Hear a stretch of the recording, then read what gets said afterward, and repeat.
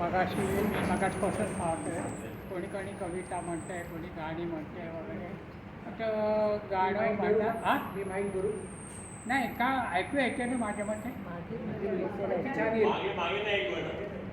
मी धरतो. बरं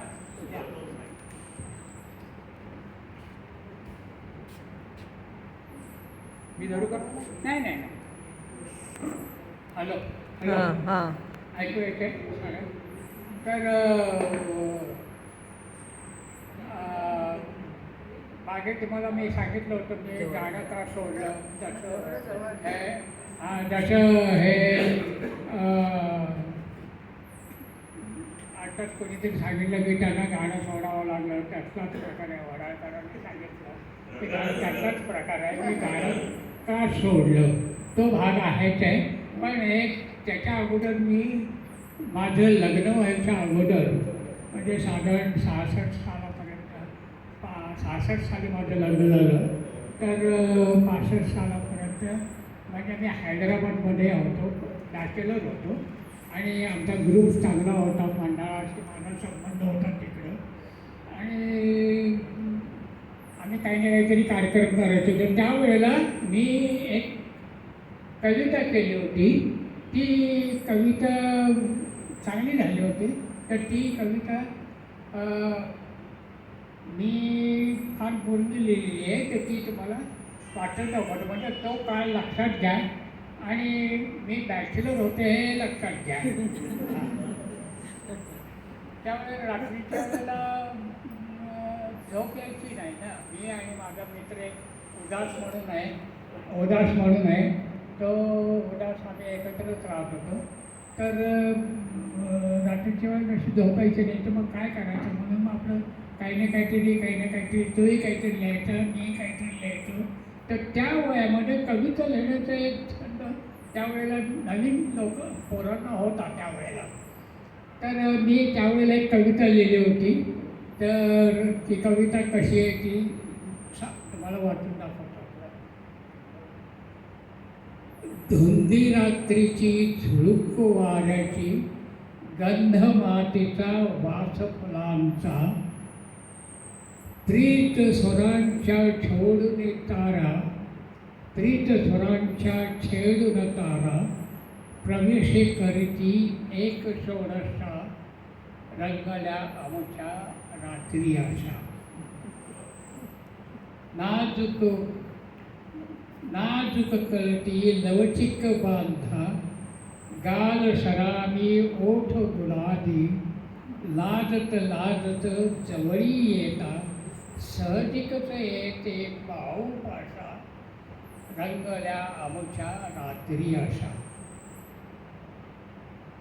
श्वासाशी ही नाते जुळले, सर्वांगाशी अंग भिडले, मोरपिसांचा स्पर्श होता, नसातून चढतीये नशा, रंगल्या आमच्या रात्री आशा. ओठामधील अमृत घेऊन तृप्त मनाने बघता न्यायने, समजून येता मेलन भाषा, विसरून गेलो दाही दिशा, रंगल्या आमच्या रात्री आशा. संगीत ऐकून रंगीन होतो, तृप्त मिठीला आवळून घेता, हाती येतात जशा उषा. उषा म्हणजे गादीवरच्या उषा. जशा उषा स्वप्नांच्या त्या दशा रंगते आमच्या रात्री हे आशा. हे अशी त्यावेळेला कविता केली होती. मला ते आत्ता प्रेमाच्या काही कविता ऐकल्यानंतर मला ते आठवलं. आता मी तुम्हाला परत सांगतो की काही जणांना ऐकलं असेल. अर्थात मी गेले 55 जवळ 50-60 वर्ष मी कार्यक्रमही करत होतो. एकपात्री वगैरे करत म्हणजे विनोदांचे किस्से सांगायचं, तास 1.5 तास 2 तास असे केव्हा काही करून दाखवायचं. तर हे गाणं का सोडलं त्याचं एक उदाहरण सांगतो. माझं लग्न झाल्यानंतर पहिल्यांदाच आमच्या हैदराबादच्या महाराष्ट्र मंडळामध्ये एक कार्यक्रम होता आणि त्याच्या ह्याच्यामध्ये माझ्या नकलांचा कार्यक्रम होता. तर त्या कार्यक्रमामध्ये मला लोकांनी आग्रह केला म्हणून मी एक गाणं क्लासिकल गाणं मी नवीन शिकत होतो त्यावेळेला मी शिकत होतो तिकडं हैदराबादमध्ये असताना. पण फार म्हणजे सुरुवातीचं शिक्षण होतं त्याच्यात काही जास्त फार नव्हतं. पण आपलं आवड होती मला गाण्याची पूर्वीपासून तशी आवड होती तसं मी गाणं शिकत होतो. आणि माझ्यामध्ये ही नक्कल कोणी पाहिलेली आहे याच्यापैकी कोणी आपल्यापैकी कोणी पाहिलेली आहे मी आता जे काय करणार आहे हां तर मी पाहिले असेल. पण हां मी सांग एक गाणारा म्हणजे त्या वेळेला मी किती वर्षाचा होतो साधारण 26-27 वर्षाचा होतो. आणि गाणं पब्लिक पुढे बसलेलं होतं. आणि ज्या मंडळात महाराष्ट्र मंडळाचं तिकडे असं ग्राउंडला येत होतं मंडळाच्या समोरच ग्राउंड त्या ग्राउंडमध्ये कार्यक्रम होता. आणि पुढे नेहमीप्रमाणे बायका म्हणजे स्त्री वर्ग जास्त बसलेला होता. त्यातल्या त्यात मी तरुण असल्यामुळे मैत्रिणी वर्ग जरा जास्त पुढं बसलेला होता. आणि मला सांगितलं क्लासिकल गाणं सुरू करायचं आहे. तर क्लासिकलची मी एक पहिल्यांदाच झलक काहीतरी म्हणून काहीतरी सांगावं काहीतरी बोलावं म्हणून मी असं सुरुवात करतो. तर लोकांनी सांगितलं नाही गाणं घ्या. बरं गाणं गायला. तर मी गाण्याला सुरुवात केली. ती कशी झाली आहे आणि माझं गाणं त्यावेळेला कसं होतं मला ते लग्न न झाल्यामुळे मुलींकडे पाहणं साहजिकच मला नॅचरली ते चालायचंच तसं. त्या काळामध्ये असं चालत होतं मुलींकडे पाहत जायचं वगैरे इकडे. तर मी असं गाण्याला सुरुवात केली.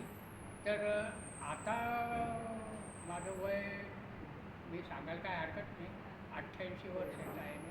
त्यामुळे मी काही तरुण नाही आहे आणि मी मुलींकडे तर नाहीच पाहणार आणि स्त्री वर्गाकडे. पण आज काय झालं आहे चुकून मी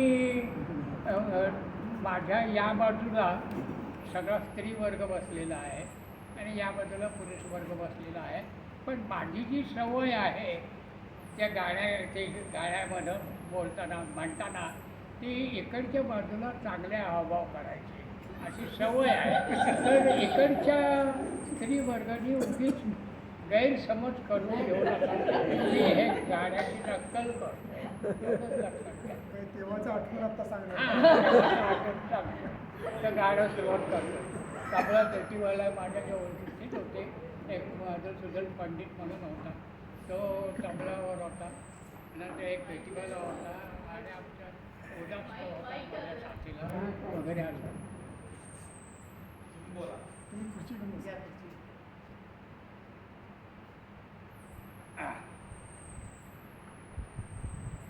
ते तुम्ही ठीक आहे. अहो त्याच्या माझे एक्सप्रेशन याची कल्पना झाली नाही का गाणं ऐकण्यासारखं आहे का ऐकण्यासारखं नाही आहे एक्सप्रेशन नाही पण असू दे ना असलेलं वाईट नाही.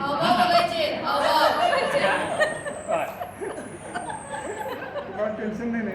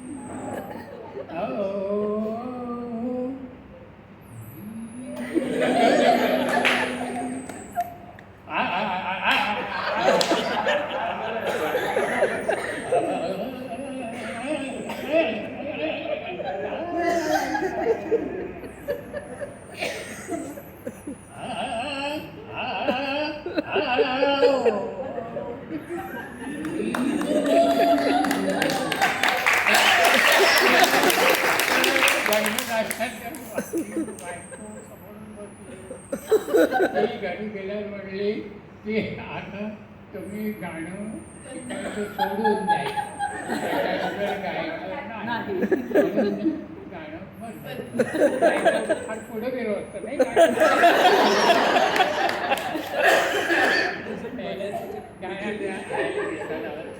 बरं आता बरेच जणांना मी सांगतो की मी संभाजीची एक नक्कल करतो नेहमी तर ती माझ्यापैकी कोणी म्हणजे काही जुने लोक असतील त्यांनी पाहिले असेल बाकी बरेच जणांनी पाहिली नसेल तर मी संभाजीची नक्कल करतो.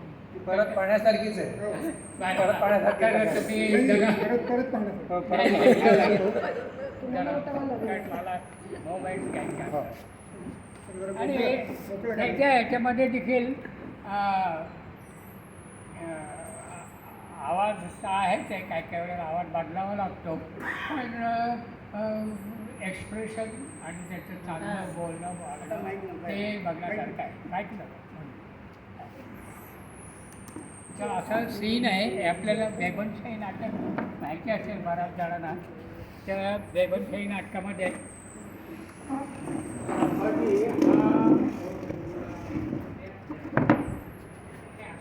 संभाजी हा तुरुंगामध्ये त्याला औरंगजेबाने ठेवलेला आहे आणि तो तुरुंगामध्ये बसलेला आहे आणि शेवटी औरंगजेब तुम्हाला माहिती आहे की सगळी ते त्याला औरंगजेब मारून टाकतो. तर संभाजीला वाटतं की आपल्या काही वाईट कृत्यांमुळे आपल्याला हे तुरुंगाचे भोग भोगावे लागते.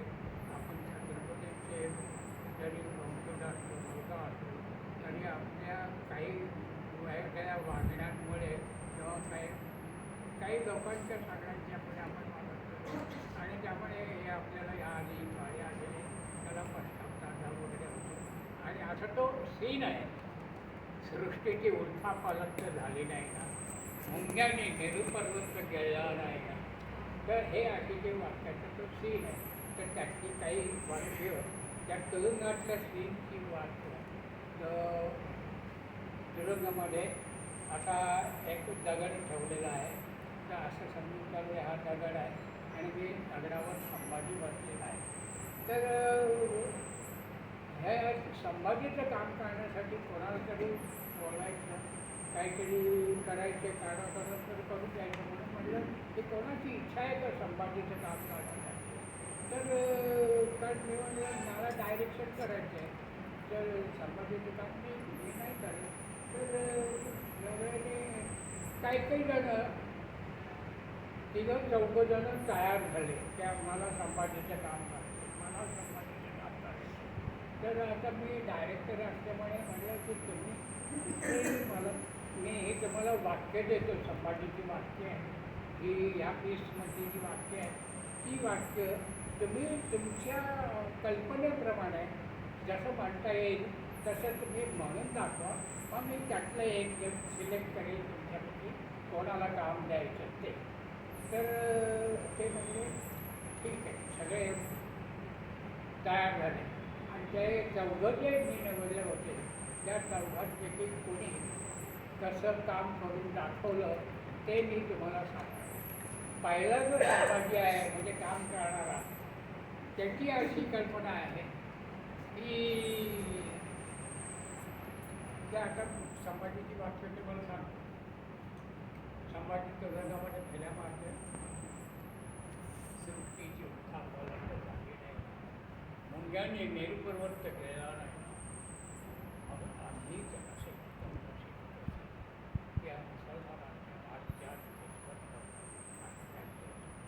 पहिला जो संभाजी आहे त्याची अशी कल्पना असते की संभाजीने ही चांगली कृत्य केलेली नाही आहे म्हणून त्याला हे भोग भोगावे लागत आहे. तर त्याला असं राजेशाही थाटामध्ये दुसऱ्यामध्ये राहणारच नाही. तर त्याला पश्चात्ताप झालेला आहे. पश्चात्ताप दग्ध होऊन तो बसलेला पाहिजे आणि पश्चात्ताप दग्ध होऊन त्याची सगळी वाक्य म्हणायला पाहिजे म्हणून तो त्या दगडावर बसतो आणि ती संभाजीची वाक्य कशी म्हणतो ते म्हणून दाखवतो. संभाजी बसलेला आहे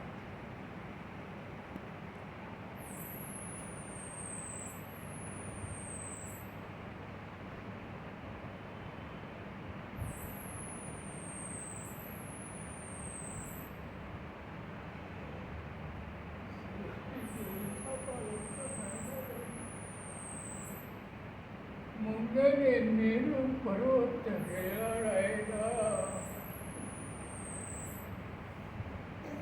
बघागे असे कर्ण तुझी कसे त्या मुसलमानाच्या राज्यात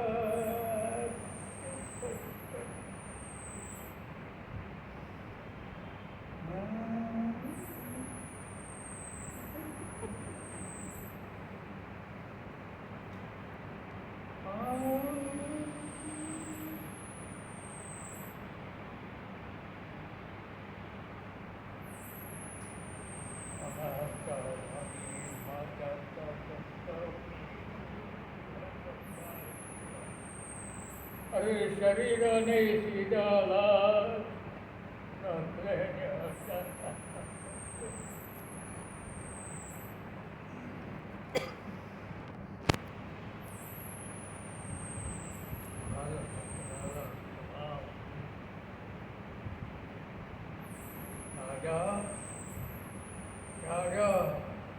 आणि या मुसलमानांच्या राज्यात धर्मांतर कुत्र्याच्या बुद्धीने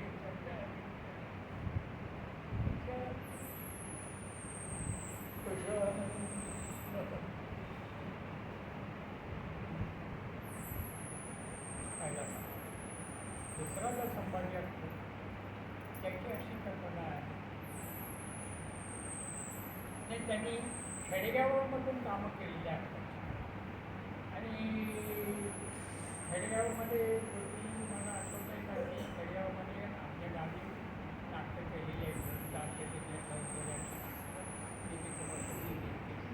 तर तिथे त्या काळामध्ये लाईट बत्त्यांमध्ये बत्त्या चालायच्या बत्त्या आणि म्हणजे टेबल बत्त्या लावायच्या त्याच्यावर हाबा भरावे लागायचे बत्त्या तर लोकांना ऐकू जाण्यासाठी म्हणून ते लोक काय करायचे की ॲक्शनचा वापर जास्त करायचा म्हणजे लोकांना जरी ऐकू नाही गेलं तरी ज्याला काय म्हणायचं आहे ते ॲक्शनमुळे त्यांना समजलं पाहिजे कळलं पाहिजे तर ते असं त्याची कल्पना असते त्याची तर तो आता जो खेडेगावातला आहे तो संभाजी प्रत्येक गोष्टीची ॲक्शन करायची तर तो शाळेमधला पृथ्वीचं गोल म्हणजे सृष्टी असं समजतो म्हणजे खेडेगावामध्ये शाळेमध्ये असतं तर तो ॲक्शन करत हे सगळी वाक्य कशी म्हणतो सृष्टीची उलथा पालत झाली नाही ना मुंग्याने मेरू पर्वत केला नाही बस आम्ही जसे चौंडशी कसे या मुसलमानांच्या राज्यात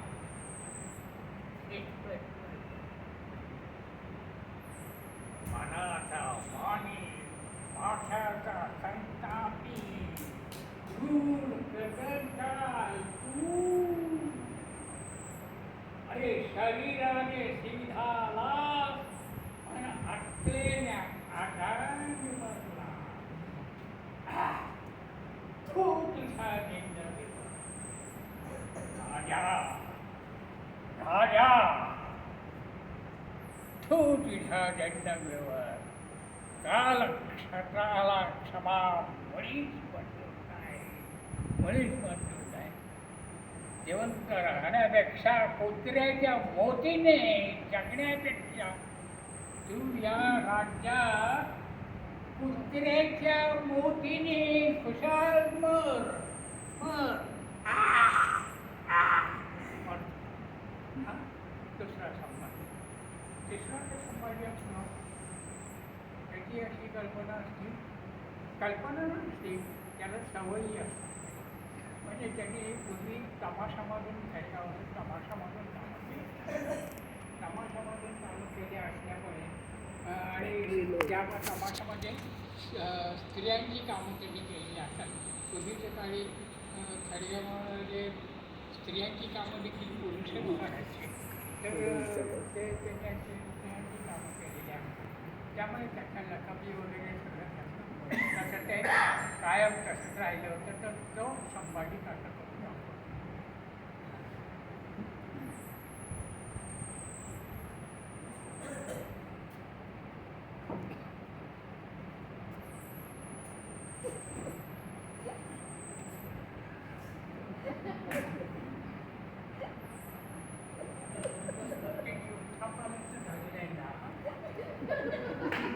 नाही तुमचं मुंग्याने नेतृत्व केला मग आम्हीच असे कपडे कसली त्या मुसलमानांच्या राज्यात मनाचा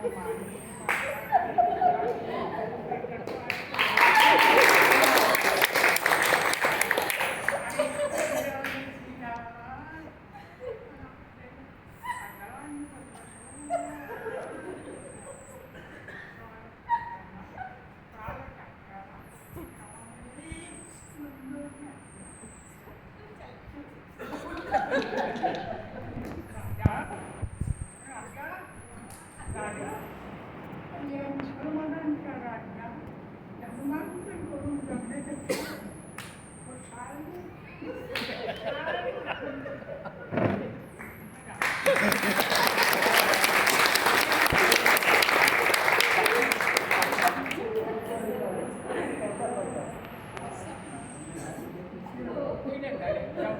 नेहमीसारखं म्हणजे मी मगाशी सुरुवातीला करून लागलं तसा तर शेवटी मी ठरवलं की काय नाही हेच काम मी करायचं पहिलं मी सगळं ते काम काम त्यावेळेला